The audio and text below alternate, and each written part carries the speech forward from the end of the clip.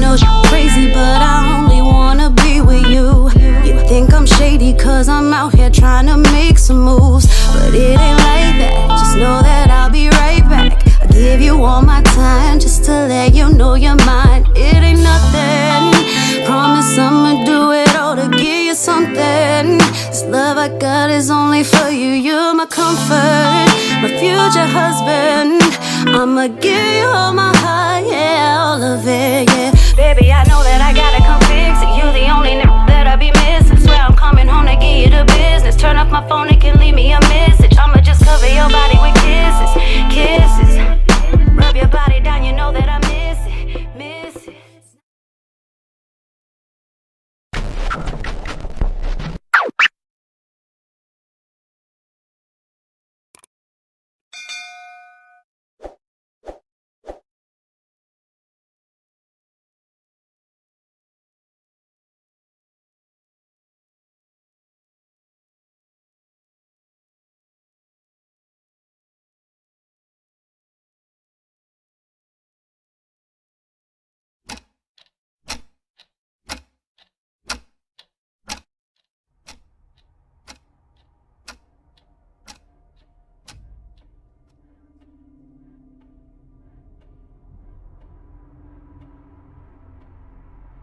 My last job as a caretaker, I was at this woman's house, Francine. She had a rat problem. You'd hear them running around, but you couldn't really do much about it. They were so fast. They hid everywhere, watching me, as though they were playing with me. I'd hear them scurrying everywhere. I could physically feel them under my skin. And Francine didn't care to do anything about those filthy vermin. She just demands me to cater to her every whim. Oh, but I wiped her withered up asshole with a smile. And the rats were everywhere. But this one night, I set out a trap, and I caught one. Its eyes were bugging out. Its body was spazzing. It was so helpless. And for once in my life, I was in control. It couldn't get to me anymore. All I had to do was trap it, and I was in control. I set it on fire so it could feel me under its skin, just like it made me feel. And I watched it squirm in desperation until its skin completely melted away. My adrenaline was pumping. It was truly exhilarating. But then that bitch called for me and ruined it. Her shrill voice shot into my bones and took me over. So I did what I had to do to regain control.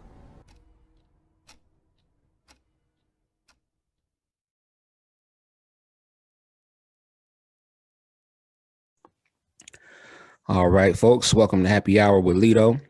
I am your host. I got a special guest today. You know, she does something that I love to watch, you know what I mean, which is horror movies. She's a director. Her name is Miss Mena Guy. How you doing today? Hey, everyone. What's up? I'm Mena. I'm based in New York. I'm a horror filmmaker. Yes. We're going to have some good talk today. For sure. So, Mena, what I like to do, you know what I mean, with all of my guests, I don't like to have it, make it an interview. I like to have a conversation. So, sure. First and foremost, with everything that's going on, I am a mental health advocate. You know what I'm saying? Mm-hmm. I just want to check with you and see, since you're based out of New York, as well, the pandemic and everything was really, really bad at one point in time in New York. So how have you been able to, continue doing what you love to do and kind of, operate around the pandemic? I think the pandemic has been really difficult for a lot of creators, including myself, but we had to kind of work around it or figure out how to, still produce content even in these difficult times. Personally, I see the pandemic as obviously a horrible thing that happened, but there's a silver lining to it, especially with creators, because I've had more than enough time to be, by myself and just write. So I've been writing a short film every week. I've been writing content every week. During this time, I created a entertainment brand called Church of Mena, where I now use it as a platform to put my shorts on YouTube. And it's kind of like a production company. I'm still in the process of getting an LLC, but if the pandemic didn't happen, I wouldn't have made that. I honestly made that brand because I wanted to learn web design. I wanted a new skill because, what can you do from home to make money as well? Additional income. Right. And let me tell you, I hate web design. Listen, I know about web design myself, so Mhm. coding is difficult. No, it's terrible. I don't know. It's just not my thing. But I did create the site and I'm very proud of it. And I just turned it into something bigger. So I probably won't web design other than my site now. But it did give me that. So that's cool. That's what's up. So, for people who, may not know who you are, like give us a little background as far as like your upbringing, where you always, but you grew up in New York your whole life, or, things of that nature. Sure. I'm actually from South Florida. Okay. And I moved here, I think, when I was going like at the later half of my high school life. I've been here for a good minute now. And I love New York. Honestly, compared to Florida, it was like night and day, especially just my personal experience there, being a minority in Florida, especially an Asian. It's very different. So it was really cool coming here and being surrounded by different cultures, different people of my own ethnicity. The diversity and amount of creatives in New York City is just so refreshing and beautiful to me. And I honestly did find myself more when I moved to New York. So it was a beautiful experience. Cool. So what got you into, have you always liked horror movies, or, you know what I mean? Did your parents kind of like shape, when you're kids, you got to kind of sneak and watch certain things. So did your That parents? was definitely me. My parents, they're very, what's it called? They're supportive of everything that I do. So I'm grateful for that. But, they probably did not intend for me to be like this. I feel like I gravitate towards horror, especially because I like psychology, and what I tend to write about are psychological horrors. I like writing about the dark side of human nature, taboo subjects, because it's real, Like honestly, I love monster movies, slashers, gore things. Like it's fun. But honestly, when you think about it, like humans are the real monsters. We've got serial killers, we have horrible things, and I feel for what I do is instead of glamorizing that, which I know some people do, and I find that very disturbing, I like to raise awareness through my films. So the story obviously comes first, but I like to make things with like underlying or hidden meanings underneath. So they're hooked onto the story, but they're going to listen to what I have to say afterwards. Word. That's interesting. So like, what's a movie that you've seen, like, that you would compare like your thought process? Like, was it like Psycho? Something like that? Psycho, definitely. And I'd say for like the newer films, if you're familiar with like Jordan Peele's work, like Get Out or Us, Mm-hmm. I think he does that beautifully. He brings up social issues that are going on in today, but honestly, like the story and how shocking it is and beautiful the cinematography is, like it's something enjoyable for everyone. But then when you watch it and you see like what everything represents and what the meanings are behind things, they'll listen to your message. So I think honestly, I take a lot of inspiration from him. But definitely like things like Psycho, and there's other time periods of stuff that I do, take inspiration from. Yeah, Psycho was a really crazy movie. It was You know what I crazy. mean? Like, I think, like, because how many did they make? Like three? They made like 3 or 4, right? Oh, Psycho movies. I'm not sure, to be honest. I only watched one, but Yeah, I the know they first one have. was the craziest one. Yeah, it was great. And it was so well done, especially for the time, like all the techniques that they used, like the shower scene. You never see her naked once, and Yeah. they did an entire shower scene with it. But the movie itself is like pretty insane. I think they have a series now, Bates Motel, that Yeah, I tried I to get haven't into watched. that. Yeah. It's You on did? Netflix. It's on Netflix. I tried to get into that. Me and my fiance tried watching it. It's hard to, like, when they go and try to remake something. I agree. I like, there are some that I want to see, like, some remakes that I would love to see. But So like what? now, even though I will say that I am a bit of a scaredy cat, right?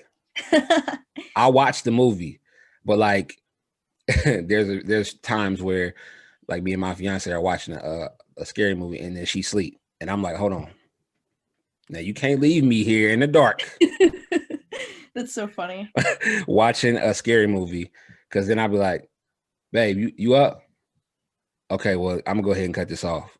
I love how that's calming enough for her to fall asleep too. That's I great. know I can't do it, but like a remake that they are working on is Candyman, right?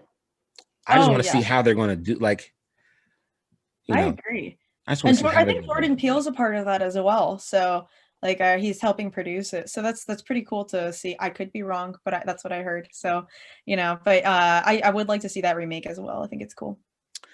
There's a series out right now that came out on Apple called Servant. Are you familiar with that? I'm not. What's it about? Oh my goodness.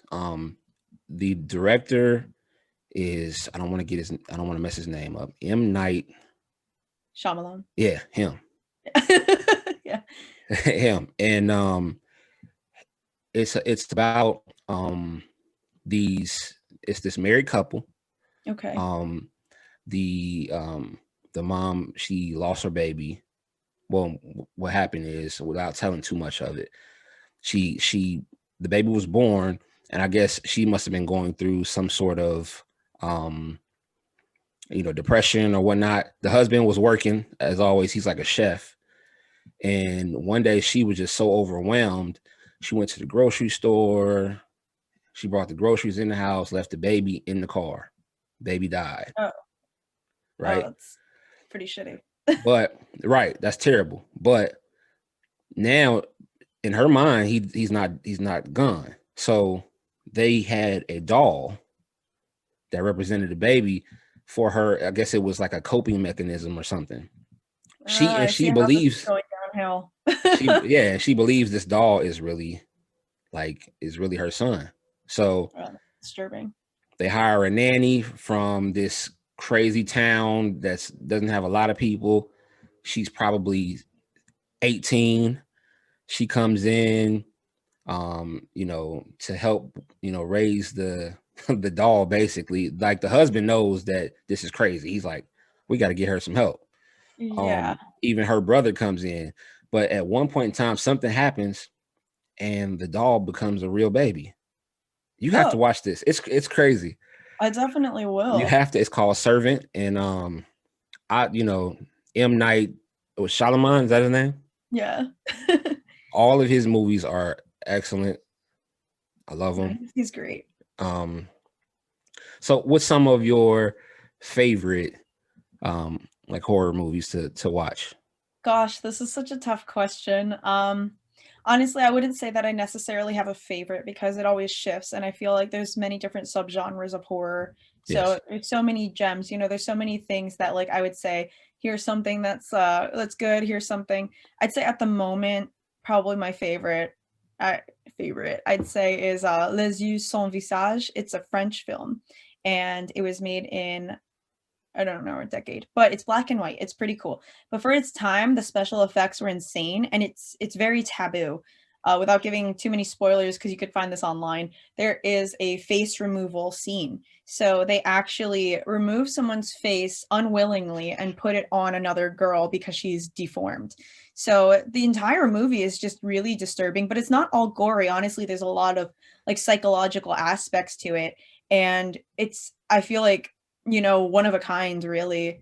It was very disturbing, but I took a lot of inspiration from it. I find that it touches on the taboo subjects, but it's a lot of drama also. So that was pretty cool. Is it in French? It is, but Okay. subtitles, of course. Yeah. Definitely check it out. I'm gonna have to. I definitely have to.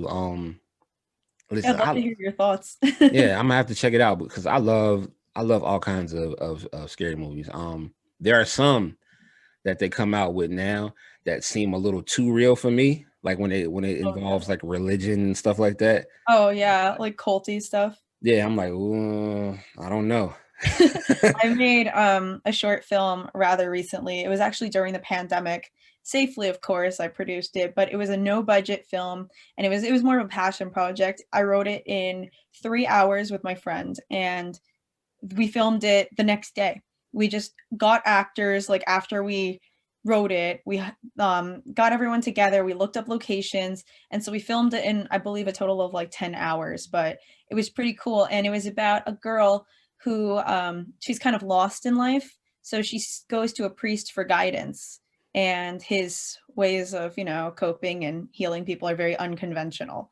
There is very mild cannibalism in it, but it's pretty interesting. I honestly, I love hearing about like cults and strange religion and stuff like that, or people like going off path. I find it very entertaining, but it was pretty cool, like having a rush of, just go at it. Like, let's just make this film happen. Let's see if we could do it, And I was very grateful for the people that worked with me, and also the special effects makeup artist who did the gore in it. She was also the lead actress. So it was very DIY, hands-on, and like we just tried to do the best with what we had, but it's pretty cool.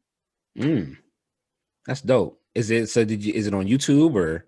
Yeah, you can check it out on the Church of Mena YouTube channel. The title is Aurora. Okay, I'm definitely gonna check that out for sure. I'll link you afterwards. Yeah, my other film, Monster, it's another psychological horror about like a family, but it's also on Church of Mena, and I produced a couple horror animations through the pandemic as well. That itself was pretty, I feel the easiest thing for me to produce during the pandemic, because we all worked remotely. Mm-hmm. That's what's up. I mean, Yeah. I know that, the pandemic, like, it's been tough for a lot of people, but me, myself, like, I started to want to do a podcast in 2019. And then I did like 2 episodes. I was supposed to have a co-host, and I was just like, you know what, maybe not. Then when the pandemic came, I just got zoned in. I started getting all kind of people, all kind of interviews from people of all walks of life. You know what I mean? And it's been excellent. So there's always, it's just about how you, use your time pretty much. Definitely. I feel like the pandemic itself kind of forced us to reflect on our own thoughts and just produce content on our own. Like, we're all stuck at home. We're all thinking, we're all a little stressed out, which, of course, I don't want the pandemic to be here. But again, for like artists and creatives, it's really forced us to just create work in the circumstances that, are here. So like, I've been making animations. I never would have thought about making animations if I was just not in the pandemic and I was just doing normal filmmaking, because I wanted to tell stories, with what I had available. So I'd hire a voiceover actor, and I found a great animator, and we all just worked through emails and produced this cool content. So, it's great. That's dope. That's really dope. When's your birthday? July 27. July 27. Okay. I'm a Leo. My brother's birthday is July 28th. No way. Yeah. Wait, that's nuts. Yeah. Why'd you ask about my birthday? Do I seem like your brother?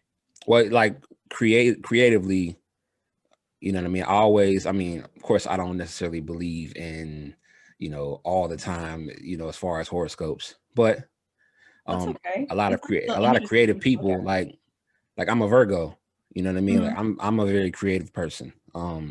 Do you find that you relate to your sign and the traits? I do. It's crazy. You know what I mean? Like, I end up, meeting people, and then just off of, just having conversation, I could tell, like, your birthday may be in July or August. Really? That's so cool. Yeah. I wish I had some Virgo traits. Virgos are very organized, and I force myself to be organized because, like, filmmakers, you have to be, but it doesn't come as naturally to me as some people. But Leos are fearless, you know what I mean? And you go for it. It don't matter, you're not even thinking about, you just take risk takers. So that's dope. Definitely. I feel like, at least with like the Leo traits, I'm for sure an extrovert. So, that's one thing. And I'm the opposite. That's so shocking. People say that I'm right. Exactly. People say that, oh, you're not. But then they say, well, maybe it's selective introvert.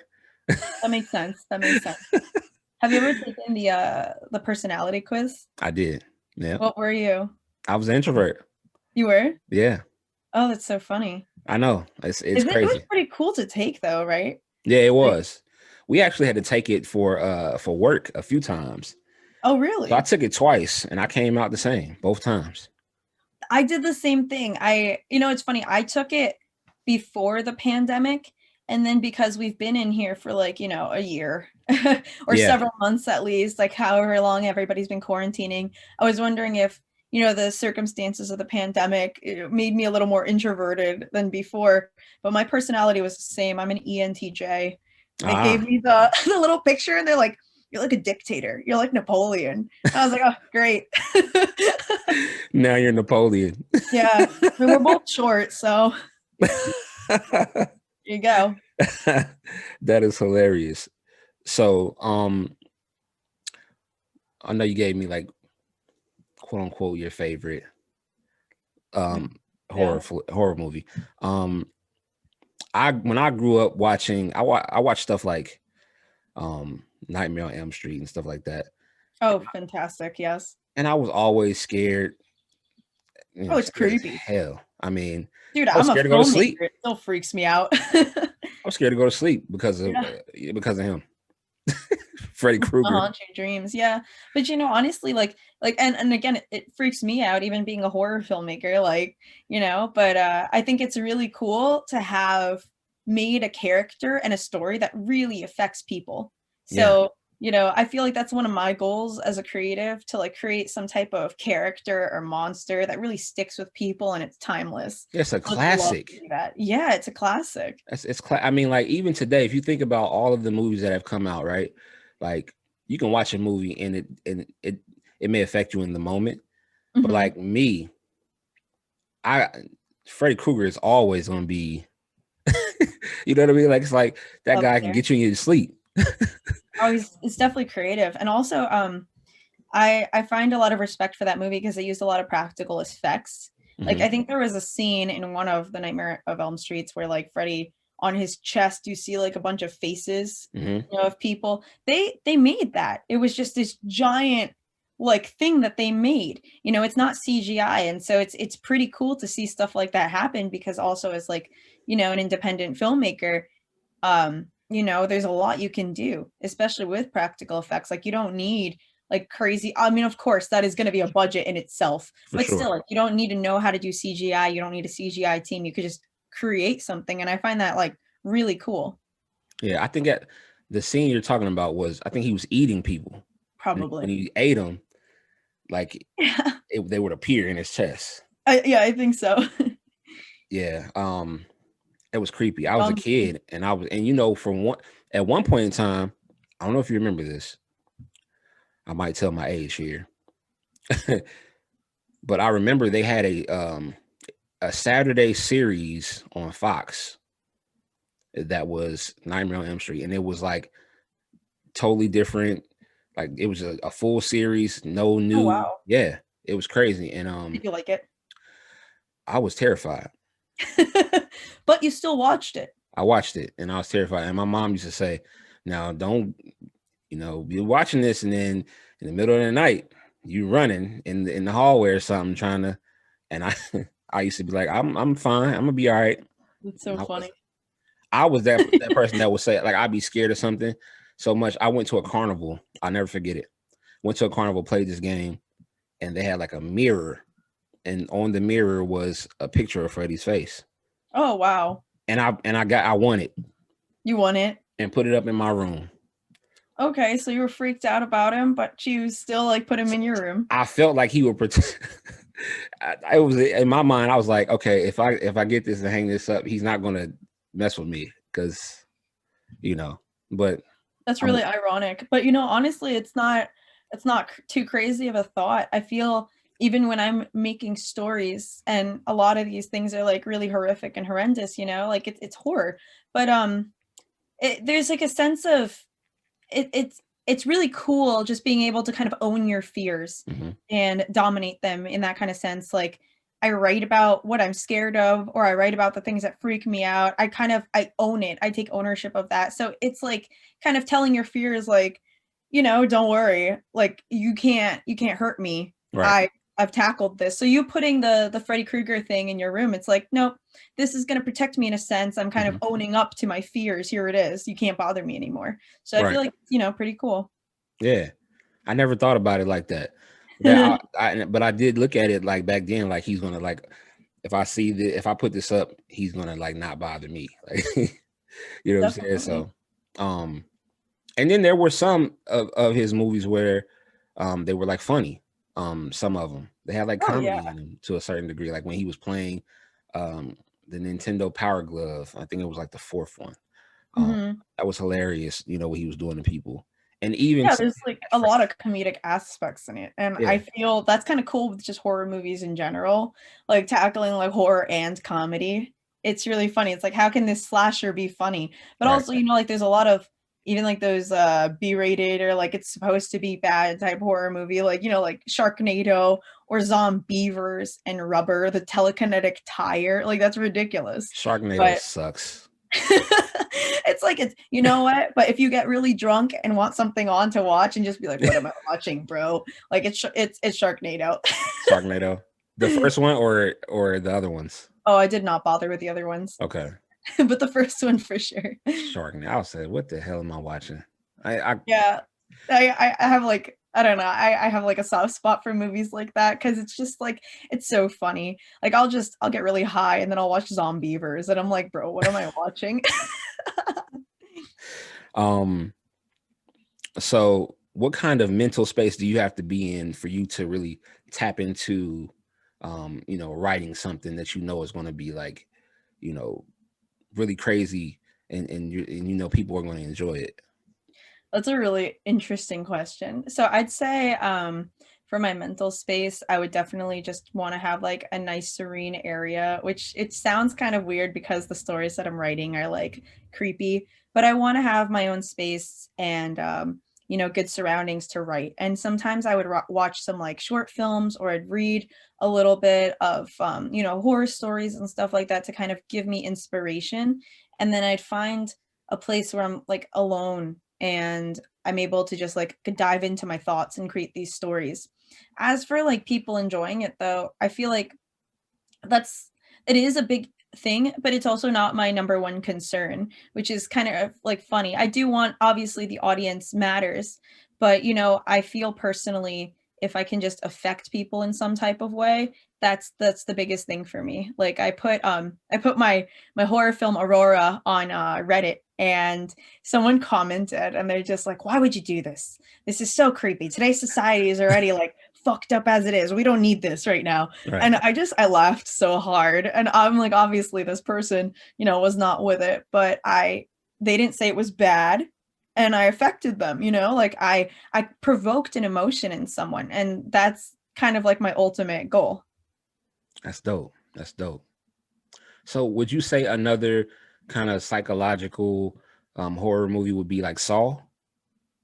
Saw has a lot of gore, so I'd say it's more of like that. But I could say like the first one, it could be psychological. There's psychological elements in it, but I wouldn't say that it's specifically that. It is definitely one of those like super heavily gore movies. It's a lot of mind games. So you can say that is like the psychological aspect, you know, how he's going through like all these tricks and playing these games on people, which I find very entertaining. I love the Saw movies. Yeah, those are scary too. Yeah, this first one specifically I loved because I heard that the budget wasn't too crazy and it was like indie filmmakers who produced it. But other than that, I mean, most of it took place in one room. And I found that to be very interesting because personally, I am a very action-based writer and I write a lot of scenes, I write a lot of actions and stuff like that. So seeing something that's very like dialogue driven was really interesting to me because you can make something really crazy with minimal spaces. Like you don't need this crazy, like insane haunted mansion to make a really cool horror movie. They took place in like a really grungy looking area. There was like 3 characters, I'd say, you know, in that room. And they showed like this really provoking, awesome story through it. So that was really cool to see. Yeah, you're right. You're right about that. So what's something that scared you growing up? What's something that scares me? Yeah. Cause you seem like you just, you know, whatever, nothing bothers me. You know, you seem okay. Well, like I like writing about creepy things, but it still freaks me out, man. Like I think that I can handle a lot. What would freak me out, I think I'm really uncomfortable with body horrors. So something like a movie like Bite, this woman was transforming into this like bug monster. Her body was like a vessel for like bug egg sacs and stuff. It was disgusting. Yuck. And like things like that. Yeah, I'm just like, it makes me cringe because I feel it. But also I'd say that like I can handle a lot of things, but bugs definitely draw the line for me. If I see a Spider-Man, I'll freak out. For real though. So the one that you were telling me about in French, you watched that as a young adult, like as a kid? I think I watched it when I was like a teenager. I watched it when I was a teenager and it stuck with me. And I rewatched it very recently and I still love it. I think it's really interesting. And I don't know, it just the idea of evil doctors too, and that is like, you know, a big trope, but how they handled it here, because it was like a family drama almost as well. I thought it was really interesting, so that definitely stuck with me. But yeah, like, you know, it's uncomfortable, like forced surgeries and stuff like that. I guess you can add that to the things I'm scared of. Yeah, for sure. People think I'm weird because I like I've always loved vampire movies. Oh, well, that's cool. Vampires are fun sometimes, you know? Yeah. I've loved watching I like werewolves also, but not as much as vampires, of course.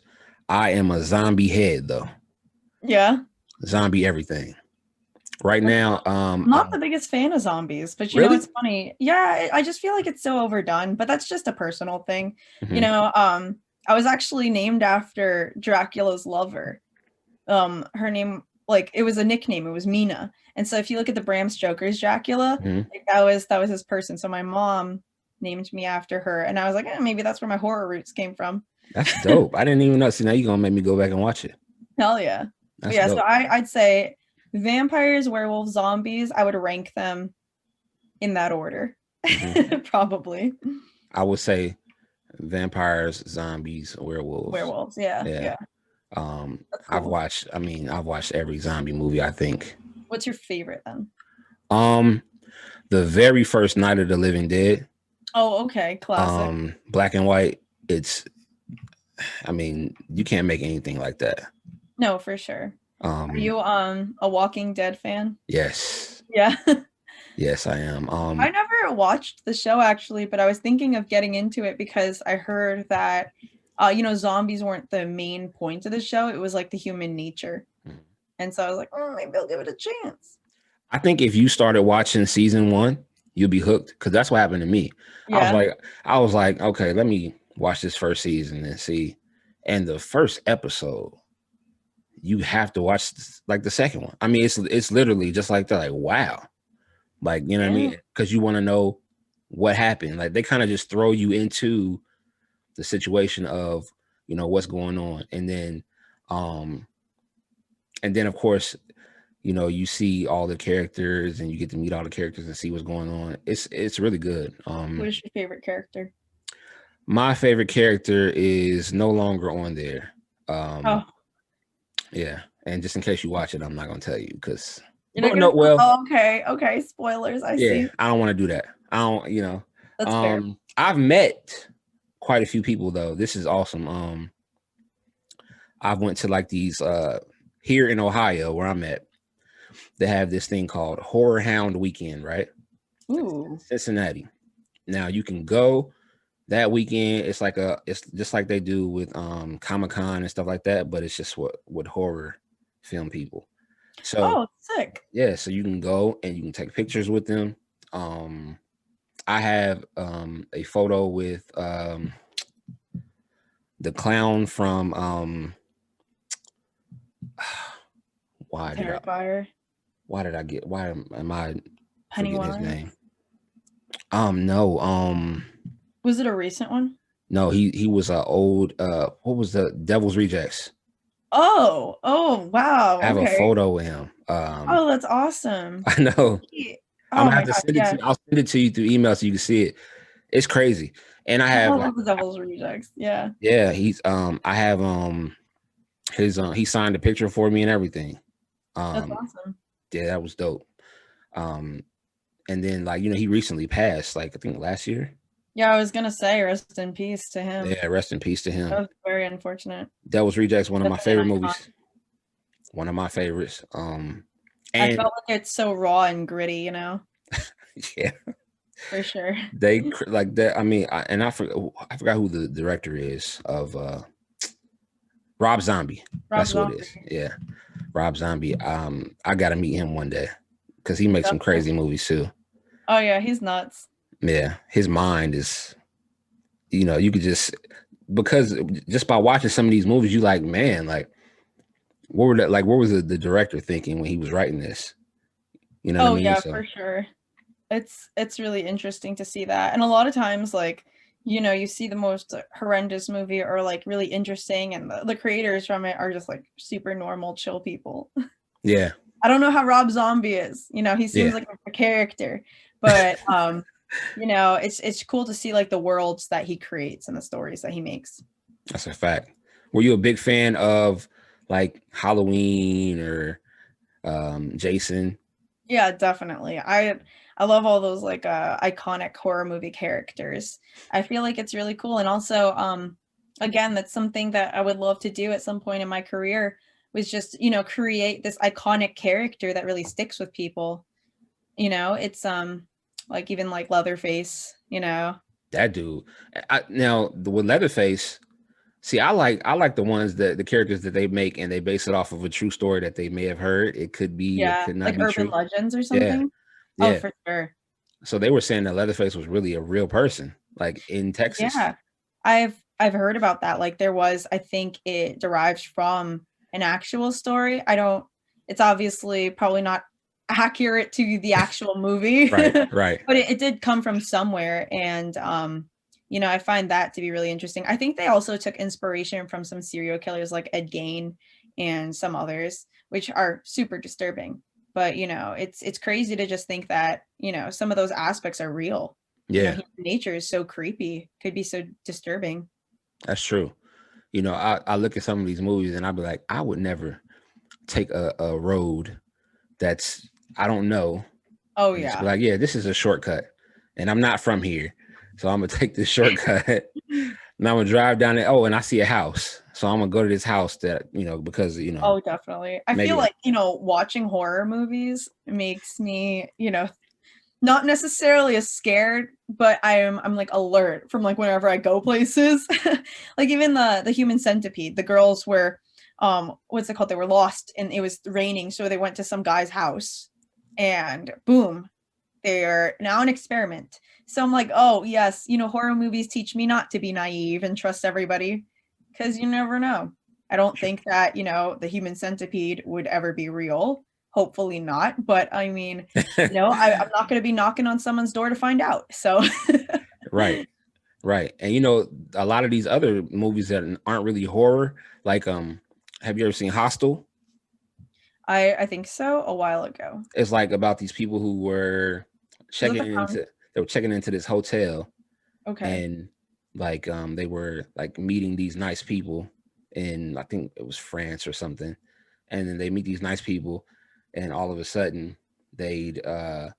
they drug them after, you know, they kick it with them, they drug them, Ugh. and they wake up and like a kidney's gone or Oh my God. Oh, okay. I did not see that, but it's probably on my list as well. yes, The title Hostel. is very recognizable, but wow, yeah, They that's were disturbing. selling, you know what I mean, they were selling their parts. Yeah, Black market type yeah. stuff.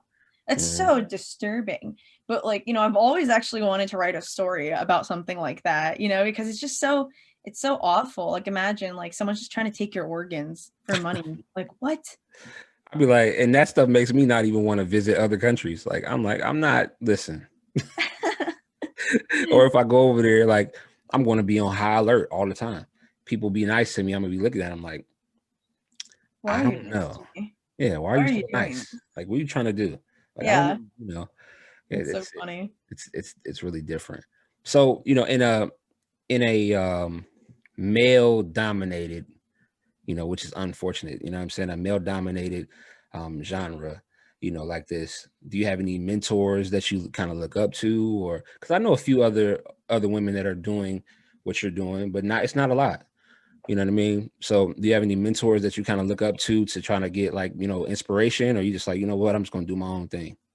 I feel like it's a mix of everything. And honestly, like just I feel that I'm a true feminist in the sense of like, you know, there's like a lot of like quote unquote feminazis out there where they turn into like man haters, and it's really you know, insane. I have a lot of men in my life that I really look up to and love and appreciate. So I would say that like, you know, feminism is really about equality, you know. So I don't, when I go onto sets, I do understand that I'm a woman and stuff like that, but I don't think about gender. My peers and the people that I'm fortunate enough to bring on my team, like they don't think about that. They think that, you know, we're all able to do the same thing. They'll be like, oh, Mena, she could do everything that I can do. And I feel that's really beautiful. I think as for looking up to people, I don't think that I have like, too many mentors. I always love seeing women directors and women filmmakers, yes, but gender isn't probably one of the first things I think of. I mean, like I love Tim Burton, I love Stephen King, and I grew up and honestly was hooked onto horror by Edgar Allan Poe and Lovecraft. And like, you know, there might be some issues in like the history, but the art itself, Poe got me into psychological horror. And so I read a lot of his works, and some of my favorites, or one of my favorite ones at the moment is Berenice. And it's like just this big psychological horror short story, and I'm not going to spoil anything, but it really got me thinking about, you know, the dark side of human nature and twisted realities, and how someone who's insane can perceive something completely different than someone who is obviously sane, you know? So Poe, I take a lot of inspiration from him, and then Lovecraft with his monsters and cults. So like his stories like the Cthulhu, and I forget the name of this one, but it's about like a cult where there's like these bug humans, and the person's skin was like pulpy, and they were trying to like take over people and invite them into their cult. It was just like, it's really interesting to see that kind of stuff. So there's definitely a lot of awesome women filmmakers out there that I do heavily take inspiration from, but I would say that gender just isn't the first thing I think of. And I love being able to be side by side with men and women and just kind of, you know, see each other as artists, you know? That's dope. That's really dope. I was going to ask you about, so what's something you've seen recently? Something I've seen recently? Yeah. Huh. I don't know. I watch a lot of content. There's probably so many I can't think off the top of my head. I watched this, I think it was Spanish. It was called Rec. It was a found footage film, and I've been trying to get into more found footage stuff. One of my favorites of that subgenre is the Poughkeepsie tapes, and it made it seem so real and raw. So I liked that one. Found footage films, like I feel, can be cheesy really easily. But that one in Rec, I feel Rec was okay. It was pretty decent for a found footage film, you know. But I think I want to make one soon. So I've been watching a couple of those. Word. And I know you, like you said, I know you said that you don't really like zombie stuff too much, but there is a zombie show on Netflix. Okay. That I love. I'm watching right now. It's called Kingdom, and it's an Asian zombie movie or a series. Yeah, it's dope. I saw Train to Busan, and that was Asian. It was really interesting. I felt like I liked that one. It was okay, but it's just zombies aren't the thing that I gravitate towards the most. But I am open-minded, so I'll check out, you know, your recommendations. For sure. Servant, for sure. I mean, if you're able to watch that, I mean, like I told you, this is so crazy. You'll probably get me hooked on it. Yeah, I mean, I'll check it out. It's season 2 right now of it, and it's 10. I think it's 10 episodes per season. I guarantee you'll start watching. You'll get through. You'll probably binge watch the first season. Probably will. You know what I binge watched recently? It's not horror. It was this series called The Boys. Have you heard of it? I heard of it, yeah. Love that. I binged it so hard. I was actually on I was working on this independent Spider-Man web series, and on my off days, I would just watch The Boys.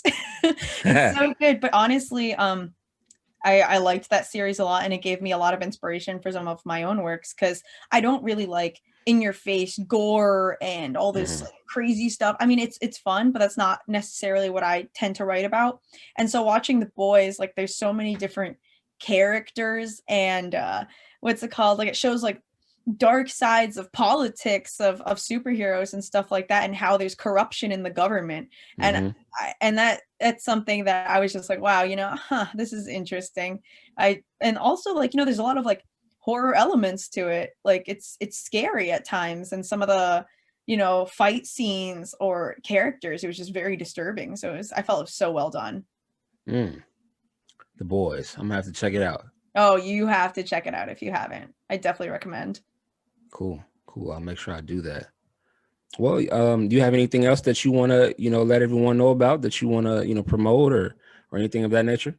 Sure. I'm actually currently working on a feature-length horror anthology. So it tackles both horror and romance, which is really interesting to me because I don't necessarily see that too often, where it's like the both genres are equal.